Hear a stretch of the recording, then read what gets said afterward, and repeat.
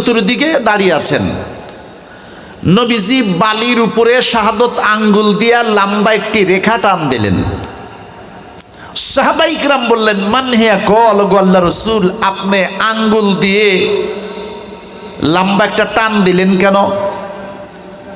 আল্লাহ রাসূল বললেন, মনে করো খেজুরের গাছটা একটা দুনিয়া, আর লম্বা যে একটা রেখা আঙ্গুল দিয়ে টান দিলাম এইটা একটা রাস্তা। ইন্না হাযা সিরাতিম মুস্তাকিমা, এটা একটা সরল রেখা টান দিলাম। এই রেখা দিয়া, এই রাস্তা দিয়া আমার যে উম্মতগুলো কোরআন এবং আমার সুন্নতকে আঁকড়ে ধরবে, তারা দুনিয়া নামক খেজুর গাছের বৃক্ষ থেকে ডাইরেক্ট জান্নাতুল ফিরদাউসের দিকে রওনা দিল। ও আমার সাহাবীরা, বাম পাশে আমি যে একটা আঁকা বাঁকা করে বক্র পথ টেনে দিলাম, এইটা হচ্ছে জাহান্নামের একটি শয়তানের ভ্রান্ত পথ। এই পথে যারা পা রাখবে তারা দুনিয়া থেকে ডাইরেক্ট জাহান্নামের দিকে রওনা দিল। বলেন নাউজুবিল্লাহ। এখন আপনারা বলেন, আপনারা কি জান্নাতের দিকে যাবেন না জাহান্নামের দিকে যাবেন? জান্নাতের দিকে যাব। নামাজ না পড়লেও জান্নাতে যাব,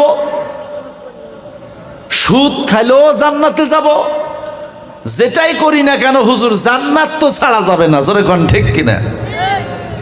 একটু খেয়াল করবেন। আল্লাহ রাব্বুল আলামিন বলেন, বান্দা আমি তোমাদের সামনে জান্নাতের পথ রেখে দিলাম, তোমাদের চোখের সামনে জাহান্নাম রেখে দিলাম।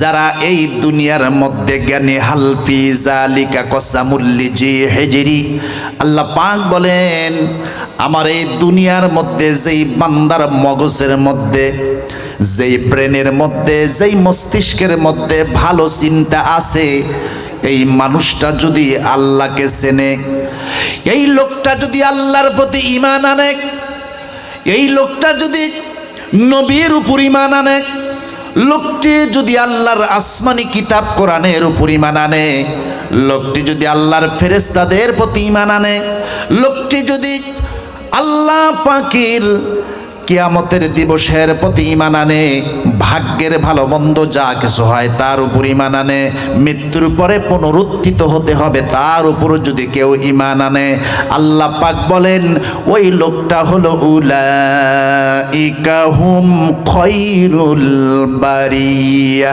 জোরে সরে কোন আল্লাহু আকবার।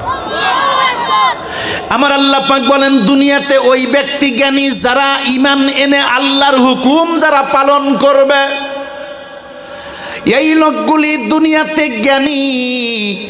আর এই লোকগুলো দুনিয়ার মধ্যে সবচাইতে সেরা মাকলুক। আল্লাহ পাক বলেন আমি যত মাকলুক সৃষ্টি করেছি, যারা আল্লাহর প্রতি বিশ্বাস স্থাপন করবে, কোরআনকে আঁকড়ে ধরে আমল করবে, কোরআনকে যারা ভালোবাসবে, আমার আল্লাহ পাক বলেন তারা হলো সৃষ্টির সেরা। সুবহানাল্লাহ বলেন।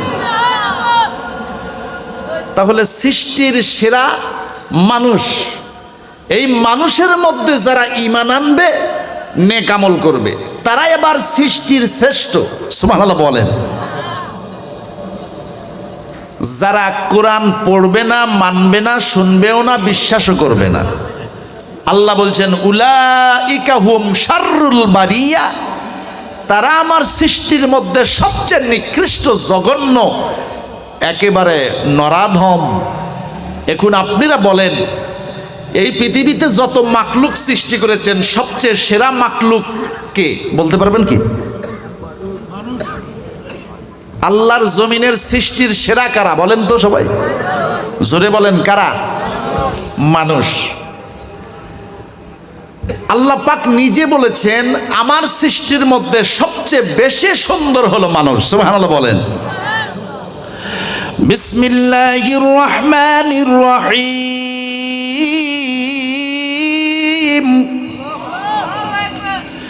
লাকাদ খালাকনাল ইনসানা ফি আহসানি তাকওয়িম।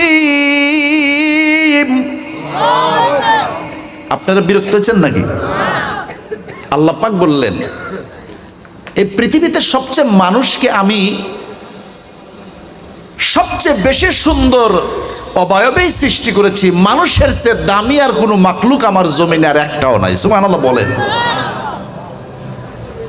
তাহলে বোঝা গেল কোন কোন মুফাসসির লিখেছেন 12,000 মাখলুকাত, কোন কোন মুফাসসির লিখেছেন 14,000 মাখলুকাত, কোন কোন মুফাসসির কিরাম লিখেছেন 18,000 মাখলুকাত।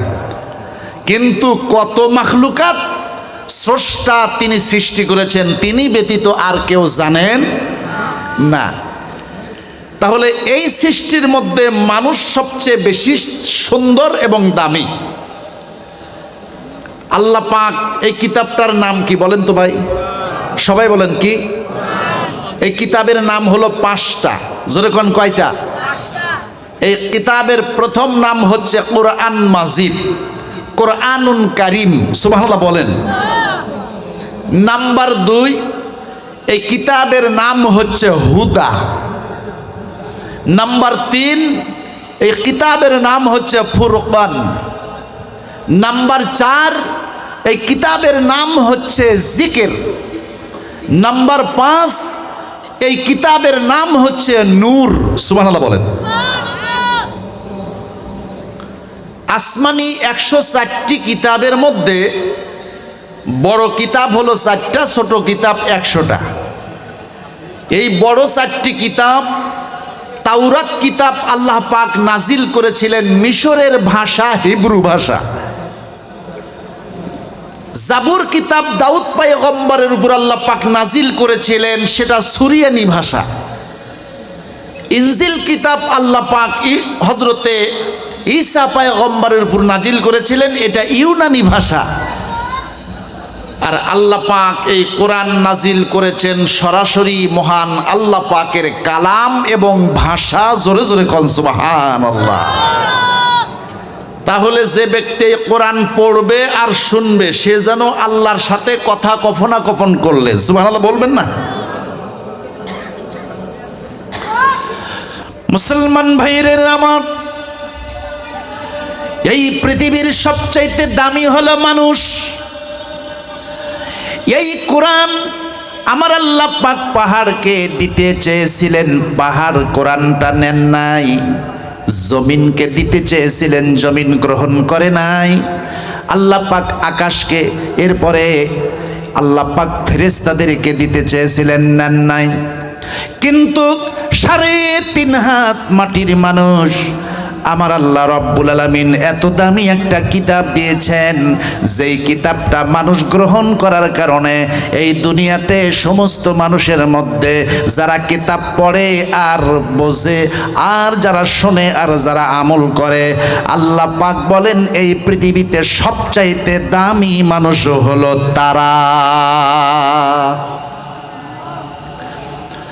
ইমাম শাফি রহমাতুল্লাহ আলাইহি তিনি বলেন, ও দুনিয়ার মানুষেরা শোনো, আকাশের নিচে জমিনের উপরে পৃথিবীতে তোমরা যদি দামি মানুষগুলোকে দেখতে চাও তাহলে তোমরা একটা কাজ করো। যেই ছেলে আর মেয়েগুলো বাড়ি থেকে আল্লাহর কালাম শিক্ষা করার জন্য রওনা দেয়, ওই ছেলে মেয়েগুলো পৃথিবীর সব মানুষের চেয়ে সেরা মানুষ। জোরে কোন সুবহানাল্লাহ। এই কিতাব হলো দামি কিতাব। দামি কিতাব যারা শিখবে আর যারা শিখাবে, নবীজি বলেছেন খায়রুকুম মান তাআল্লামাল কুরআনা ওয়া আল্লামা, তোমাদের মধ্যে সবচেয়ে উত্তম ওই ব্যক্তি যে নিজে কোরআনটা শেখে আর অপরকে শিক্ষা দেয়। ভালো করে শোনেন, এই কোরআন মুকন্দগাতি হেফজখানা তেলাওয়াত হয়, এলাকার সমস্ত মানুষগুলি ঘুমিয়ে থাকেন। কোরআন যে সমস্ত ছোট ছোট ছেলেরা শিক্ষা করে এদের কোনো গুনাহ নাই, মাসুম। এই মাসুম বাচ্চারা যখন শেষ রাত্রিতে কোরআনে কারিম তেলাওয়াত করে, দলে দলে হাজার হাজার ফেরেশতাগণ এই কোরআন মাজিদ শোনার জন্য মাদ্রাসার ছাদের উপরে কাল লাগায়া দেন। জোরে জোরে কন্যা সুবহানাল্লাহ। বন্ধু শুধু ফেরেশতারা না, মান আযিনাল্লাহু লিশাইইন মা আযিনা লিনাবিয়্যিন ইয়াতাগান্না বিল কুরআন। আল্লাহর নবীজি বলেন, কোরআন যখন মাদ্রাসার কোনো ছাত্র তেলাওয়াত করেন, স্বয়ং আরশে আজিমের মালিক ডাইরেক্ট কোরআন তেলাওয়াত এই মকন্দগাতি মাদ্রাসার ছাত্রদের কানের কাছে আল্লাহর কুদরতি কানটা লাগায়া দেন। একটু সুবহানাল্লাহ কইলেন না? আল্লাহ পাক বলেন, আমি আল্লাহ পাক আমার কালাম যেখানে আমার বান্দারা তেলাওয়াত করবে, সেখানে আমি আল্লাহ পাক আরশে আজিম থেকে তার তেলাওয়াত নিজে শুনি। সুবহানাল্লাহ। আমার ভাইয়েরা, এই কোরআন যাদের মধ্যে নাই, সেই লোকটার অবস্থা কি আল্লাহর দ্বীনের পয়গম্বর বলে দিয়েছেন, ইন্নাল্লাযী লাইসা ফী জাওফিহি শাইউম মিনাল কুরআনি কাল বাইতিল খরিব। সুবহানাল্লাহ বলেন। আল্লাহর পয়গম্বর বলেন, এই দুনিয়াতে যেই মানুষগুলোর হৃদয়ের মধ্যে আল্লাহর কোরআন নাই, যেই মানুষের কলিজার মধ্যে আল্লাহর কোরআন নাই, আল্লাহর নবী বলেন ওই দিলটা যেন একটা উজার বিটা বিরান ঘর সমতুল্য। আল্লাহর নবী বলেন, যেই দিলের মধ্যে কোরআন নাই, ওই দিলটা হলো একটা উজার ভিটা বিরান ঘর।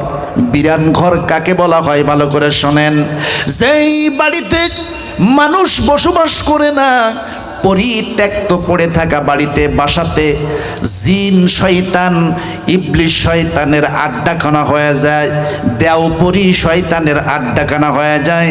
সুতরাং নবী বলেন, যেই মানুষটার ভিতরে আল্লাহর কোরআন নাই, যেই মানুষটার হৃদয়ের অন্তরের ভিতরে আল্লাহর কোরআন নাই, ওই হৃদয়টা যেন শয়তানেরও একটা আড্ডাখানা হয়ে যায়। সুতরাং লোকটাকে শয়তান প্রভাব বিস্তার করে গোমরাহি করে ফেলে। ঠিক কোরআনের সাথে যার সম্পর্ক নাই, ওই লোকটা যেন নিজে বিভ্রান্তিতে পড়ে আছে। জোরে কন্যা নাউজুবিল্লাহ।